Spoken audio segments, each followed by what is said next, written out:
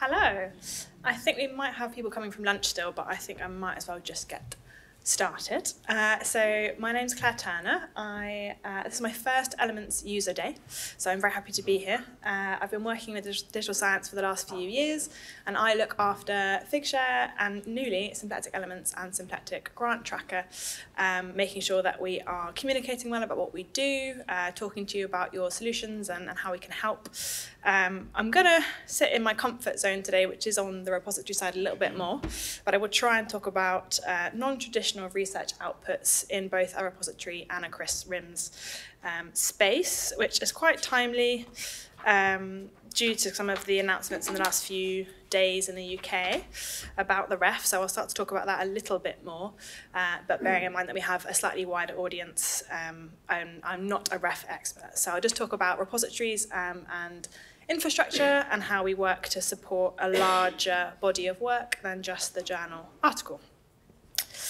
So I'm not going to talk about journal articles, but the first slide is about journal articles. And after this, that's pretty much it. So this is from the UKRI 2013 to 2021 kind of corpus of work that was submitted to the last ref. As you can see, overwhelmingly, publications do feature as the main body of work that was submitted, although we are already submitting in the UK a wider corpus of work from arts and creative works through to models and databases and tools and methods, but it's definitely not the kind of core focus in some of our research evaluation exercises.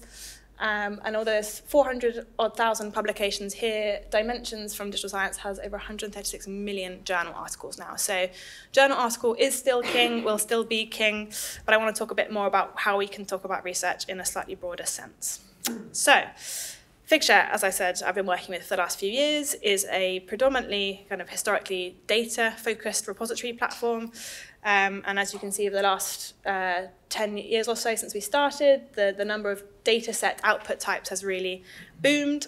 And this is an ask that came to us from the community as data became more of a real research output.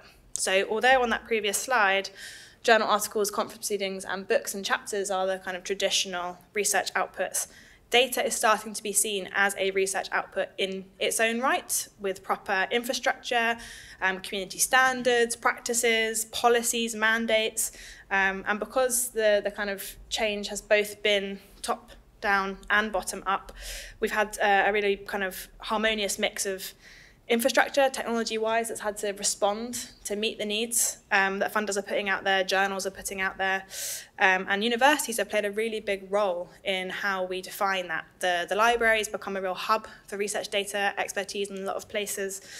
We've got processes around data management plans, DMPs for short, down the bottom there. So not just the tech, but also how you approach a project and thinking about how you share your data and what does data really mean. The caveat with this is that it's become kind of real, I would suggest, because it supports the journal article. So although it is its own research output now in its own right, I think it's become popular as part of it being a direct supporting output for journal articles.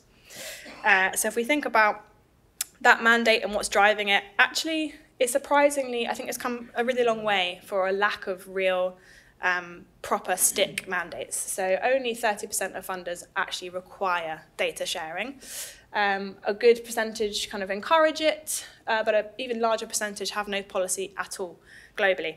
That is starting to change. The NIH and the OSTP, the Office for Science, Technology and Policy, in the States last year have both started moving forward with mandating data, which is quite a leap from where the universities were in the US in supporting that, and we'll talk about that a little bit more later. How the university's role in anticipating tech and infrastructure needs is really important when it comes to things changing from recommended to required. So mandates are important, but they do present massive challenges for all involved. And this is where we're going to talk about what happens when we move. So Twitter kind of exploded with questions from the researchers communities in the States when this happened, they did give notice. The NIH did say this is coming in a couple of years' time, but as always, it was pretty much January 23rd this year when it happened that people really started to, when it got close to that date, actually pay some attention. So this is February, so mandate's already in place. We've got people saying, I've just learnt about this grant data management plan, really expensive and heavy admin, not at all thought through by the NIH. How are we going to meet this? Who's got any recommendations for favourite repositories? Some people are then saying that, what is underlying data versus raw data, confusion about what I have to share. And some people are recommending things like a data management plan tool, the DMP tool, that's making things easier. But what was interesting to me is that they are asking each other on Twitter, which is a way to communicate, but may not have been the best way. And I think the universities in the US hadn't yet centered themselves at the center of the research data process and transformation. And I think in places like the UK, Australia, a lot of Europe, due to Plan S and Horizon plans, we've kind of moved a little bit further, a little bit faster in becoming somewhere you can go for advice first, or as well as asking people around you via whatever means necessary. And I think this is really reflected in how far that went with all of the different options that popped up. And this is why there is some confusion, because there are a lot of options, and it depends on what your field of research is, your level of technical ability. Some of these are a bit more user-friendly, some of them are a bit more coder-friendly, depending on what your background is. But we had a whole host of these, and none of these existed 10 years ago. So we went really far, really fast in infrastructure being built to meet researchers' needs. And a lot of these are working together, actually, at the moment, on an NIH grant to make sure that we don't go in too many different directions. This is a co-opetition grant that Figshare, Dataverse, Vivly, OSF, Dryad are all on at the moment to make sure that, for the NIH at least, what we are developing repository-wise has some kind of standards and community agreements in place to make it slightly easier to comply. This is one of my favourite tweets ever. I won't name the name of the researcher, but they've said, it's not a big deal if you've been doing it right all along. Every bit of data from my lab's been backed up on my server. I've got all my things on Figshare, protocols on protocols.io, etc. So he's in America, and you can be ready because you happen to know and like it and get into it anyway. Or you can be ready because your university helped you to get ready. And this is very much a lone kind of choice. Slightly, not exactly the most humble tweet I've ever read in my life, but interesting to see how people have perceived the change that's come at them. If they were ready, they were comfortable. If they weren't, it's been a bit of a panic. So looking at what repositories currently house, I should have put the link in here, I'll do that afterwards. This is from OpenDoor, from JISC. So this is all repositories globally, and after some investigation, the numbers are not the number of things in the repositories, they're the number of repositories that have those item types in them. There are definitely more than 4,000 journal articles in the world, but there are 4,348 repositories that host journal articles that OpenDoor knows about. Datasets is 540, so it's still minute, but that is definitely larger than it would have been 3, 5, 10 years ago. But I think we're going to see that continue to grow in the next few years. What I want to talk about, I've spent 10 minutes talking about things that aren't NTROs really, but we'll get onto the other special item types. So although we've got a lot of things here that I think probably fall into the non-traditional research outputs category, we've got patents, we've got software, we've got learning objects. The other special item types is doing a lot of work here to encompass a lot of other outputs. And I sort of wonder if we may want to unpack what we mean by other in the coming years when we think about non-traditional research outputs. So we saw the leap from data becoming more of a real thing in its own right. I'm just wondering what's going to happen to NTROs in the next few years. I don't think they'll go as far as data did, but will they go further than other things? We will look at that together. So in Australia, they've been looking at NTROs in a little bit more of a thought-through lens for a while. Elements and Figshare have a lot of clients out in that region, so we've been doing some work to support them in sharing and reporting on NTROs for quite a while. What's really interesting to me here, as one of the most kind of well-defined regions for handling or asking researchers to care about NTROs, they still define non-traditional research outputs as not a published book, book chapter, journal article, or conference publication. So we still say an NTRI is anything that's not these things. We haven't really managed to kind of succinctly say what it is. We have got some examples: original creative works, live performances, research reports for an external body, which I think is really interesting, because NTRIs may, in some people's minds, be on the humanities, on the art side, which it definitely encompasses, but it's not just that. We've got a lot of things that we do in STEM research that is not a journal article. It's really important, but it's still this other. So research reports for external bodies is part of that, I'd say. So the document that I will be getting more familiar with and asking for support and understanding from the community and learning more about as this thing progresses. But the REF in the UK has got some language that may lean slightly more towards caring about NTROs. We don't know exactly in what capacity yet. We don't know if it will really make much of a difference to how we think about REF submissions, but there is some suggestions, some hints that submissions may need to demonstrate how research is being communicated. So science communication comes up a couple of times, research communication. But we've also got importance in the diversity of research outputs, how we actually reach those audiences. So businesses, policymakers, citizens, do they need different formats of research? So journal articles may not be the format of communication that we need to reach a wider audience. So policy summaries and video, audio content has even been called out here as an example of things we may want to look at. Where that comes in actually kind of rules and guidance for submitting to the REF, we'll wait and see. But this is pretty much what I'm going to focus the next 15 minutes on today. So this is really interesting because it's not just about the REF. So impact and what we think about works is something that is a big theme in the communities globally. HDR UK is an organisation that's based in London, and they don't submit to the REF. They're not REF eligible.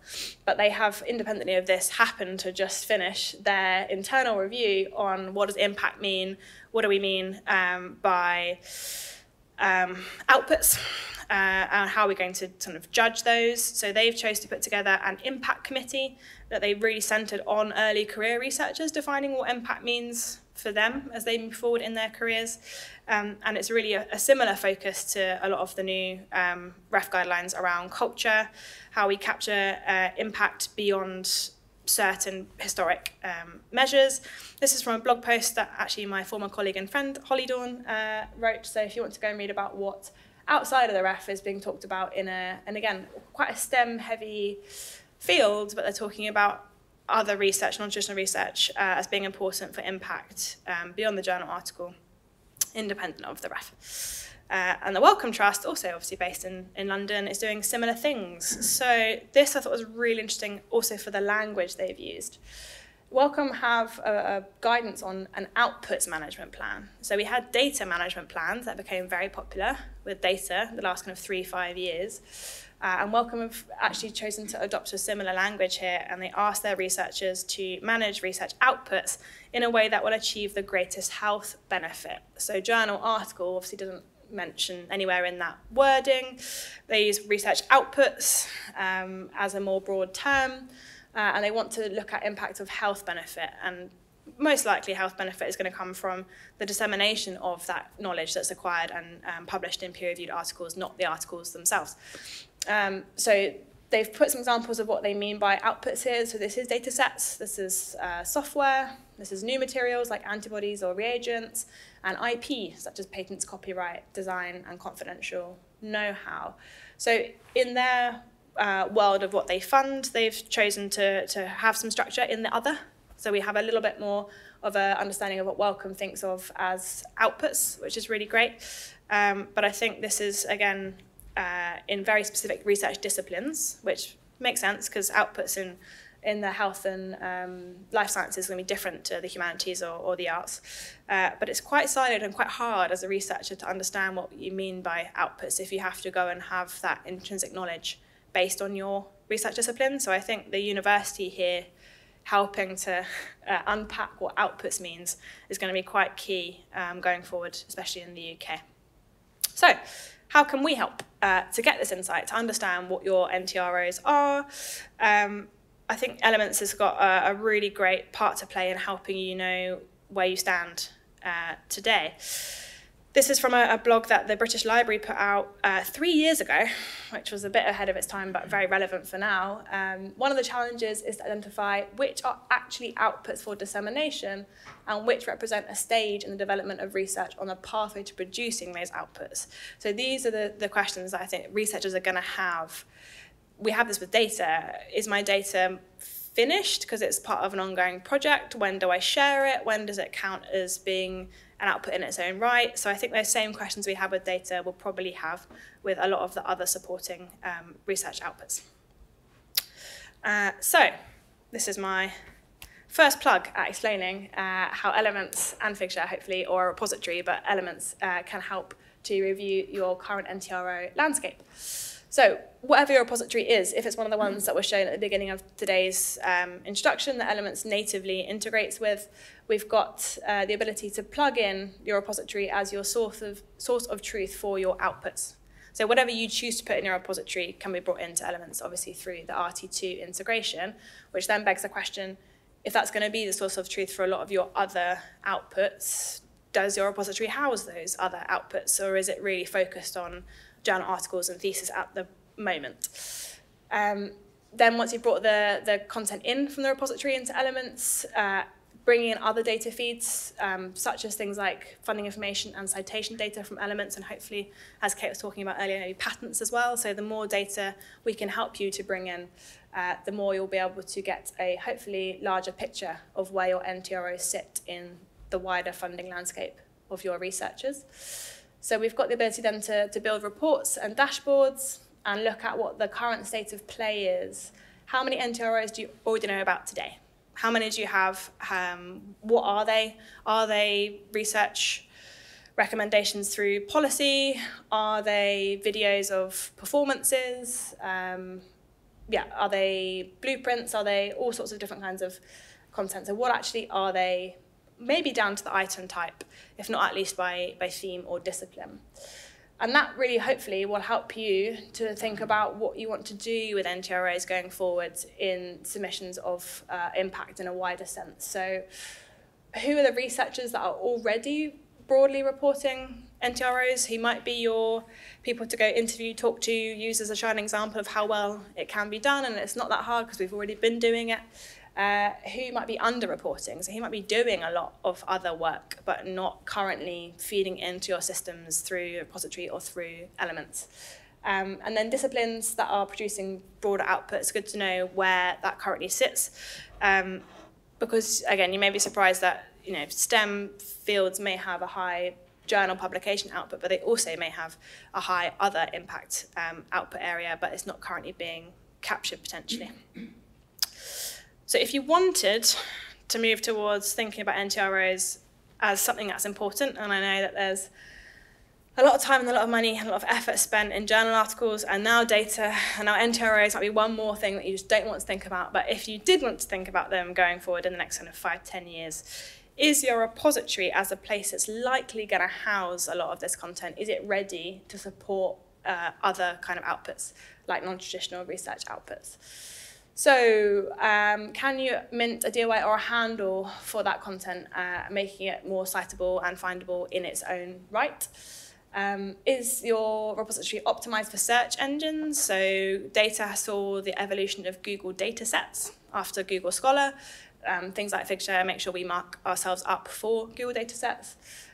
Usage metrics and citations and alt metrics. This is really important to think about item level metrics beyond citations in a traditional sense, because if you're sharing non-traditional research outputs, you're doing it because it's not a journal article. So citations can't be the only thing we look at here with metrics.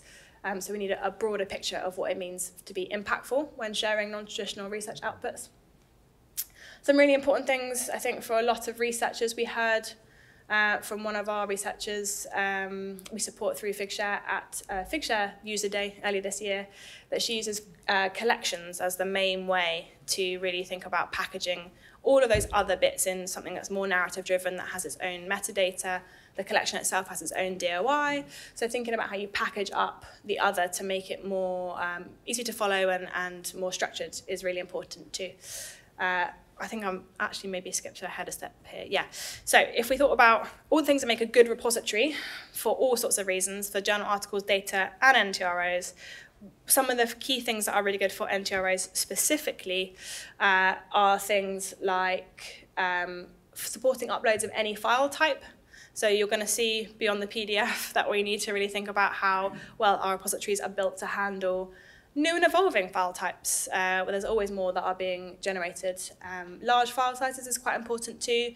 I often do, me and my team often do demos on Zoom and send the videos over to the universities that ask for them, and those are normally 3 gigs for a 45-minute-hour demo.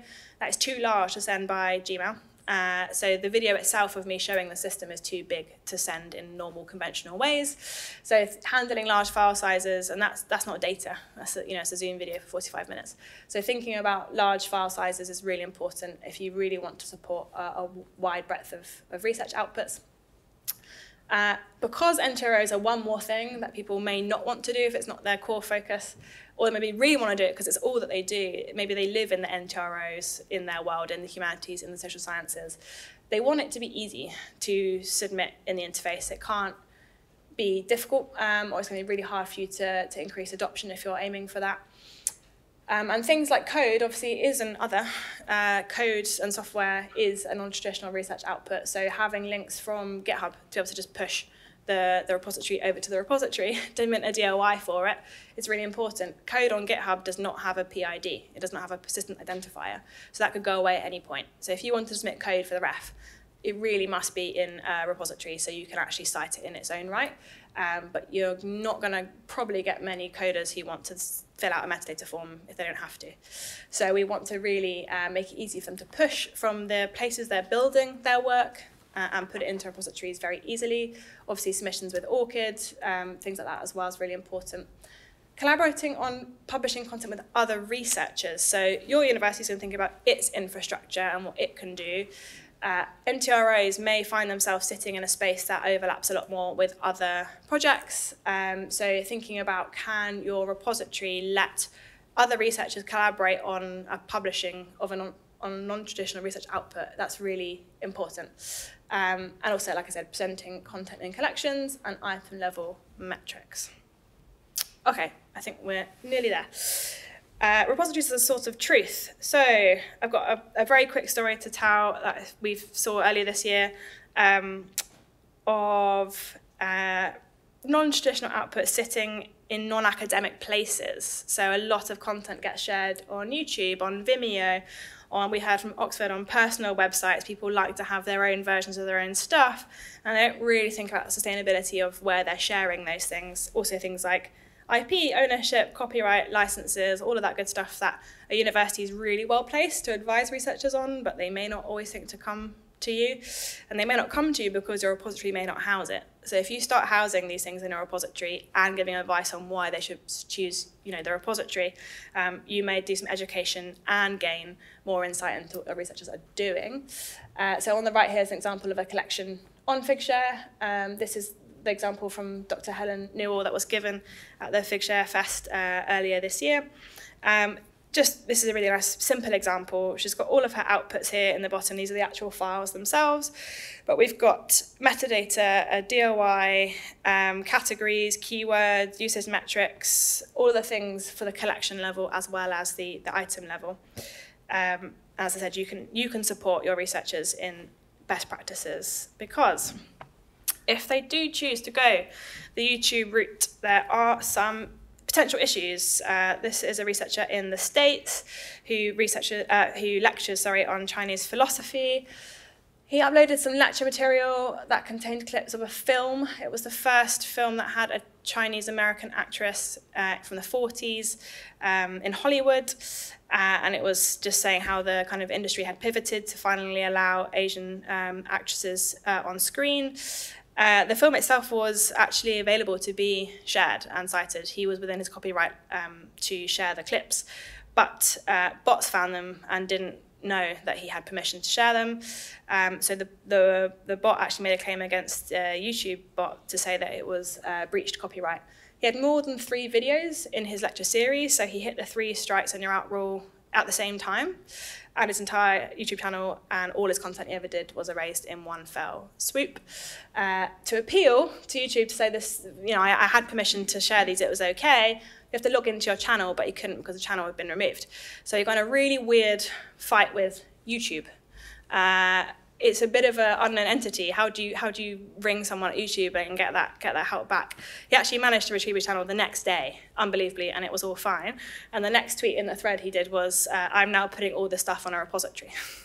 To make sure that if that ever happened again, he'd have backups, he'd have ownership and copyright of his own work. So I think it's really important to help educate researchers in that it can live on YouTube and a repository. If he wants the public, wider dissemination, if he wants to meet people outside of academia, YouTube's a great place to do that, but maybe it's not the only place to share your life's work of lecture series. So Figshare as a repository for all research outputs. This is something that we've been working on really hard for the last 10 years. We started, as I said, as a data repository, which makes us really good at handling the other. So we've got a focus on FAIR, findable, accessible, interoperable, reusable. We handle 27 item types. We have a bidirectional integration with elements, altmetric badges, citation tracking, views and downloads. We also have recently followed the motto, as open as possible, as closed as necessary. So you can embargo content, restrict content internally, have a request access button and workflow. And for non-traditional research outputs, previewing files in the browser is a nice carrot to encourage people to actually want to share that research more broadly. So some of the examples we've got is Monash University have got a music archive, UAL, have got their they call it their data on Figshare, so their outputs live on a different repository and their data lives on Figshare. And the British Museum also have got an ever-increasing use case to share heritage projects on Figshare. So I think I've got 2 slides left. Yeah, oh, they're playing already, lovely. So I said previewing is obviously important if you want to encourage people to do something new and different. So we've got a wide variety of outputs here. We've got a spinny molecule, as it is affectionately named in Figshare, and that is me actually kind of zooming in and interacting with that file in the browser. I haven't had to download the software. That's makes it really easy to interact with. We've got a jazz performance happening here, and then on the right-hand side, we've got some dance work that was done in a museum in Paris, and it's just me walking around the different ways in which you can show both text and photos and video content all in the same item and make it really interactive and easy for researchers to tell a story. And I think, hang on, it's not letting me go through it. Yeah. So as I said, we've already been doing NTRO stuff in the UK for a long time. The previous ref showed that we already had a lot of outputs that weren't journal articles.